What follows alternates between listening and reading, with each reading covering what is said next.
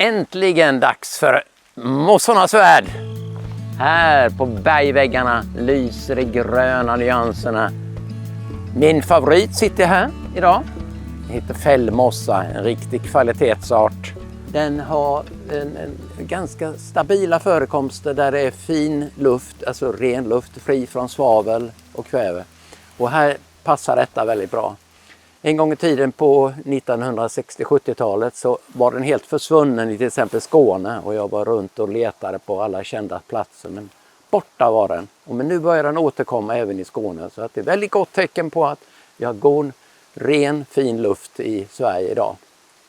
Man känner igen fällmossan på de här ljusa topparna, att den är ganska lucker och bildar ofta stora mattor. Med mig i skogen idag har jag 2 stycken vänner som också delar min fascination av just mossor. Jag heter Kajsa Björkén och jag tycker om mossor för att de är jättebra på att berätta saker om naturen.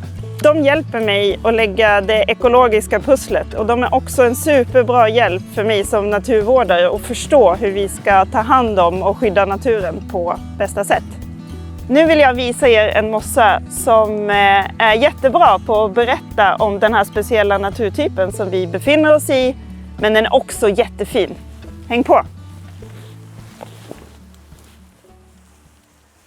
Här har vi den. En liten ljusgrön levermossa som heter blåsflikmossa. Och det är en signalart och den trivs i sådana här fuktiga miljöer som har haft en konstant hög luftfuktighet under väldigt lång tid. Det är högt pH-värde, massa ädellövträd omkring. Så kom lite närmare så ska ni få kika på den. Här sitter den. Och den heter blåsflikmossa för att under bladen på ovansidan så sitter det en liten bladflik som är luftfylld och ger den ett lite bubbligt utseende. Jag har hållit på med mossor ganska länge, i 35 år, och jobbat med dem och haft det som yrke att vara ute och leta mossor. I början så är det de här stora som kanske fascinerar, det första man ser. Men ganska snart så har det blivit de här små arterna som nästan inga andra ser. En av de här arterna med en väldigt snäv nisch, det är filthättemossa. Ortotricum urnigrum. Det är en riktigt häftig art. Den växer här. Om man zoomar ut lite grann så kan man förstå den här lilla snäva nischen. Vi har alm och lönn som växer ovanför. En viktig komponent för just den här arten. Filthättemossa. En sur klippa, granit tror jag. Den läcker nästan inga näringsämnen alls.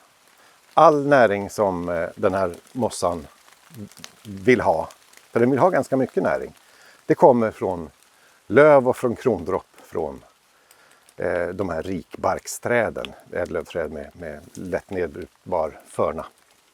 Den här arten beskrevs härifrån för första gången på 1800-talet av en svensk bryolog.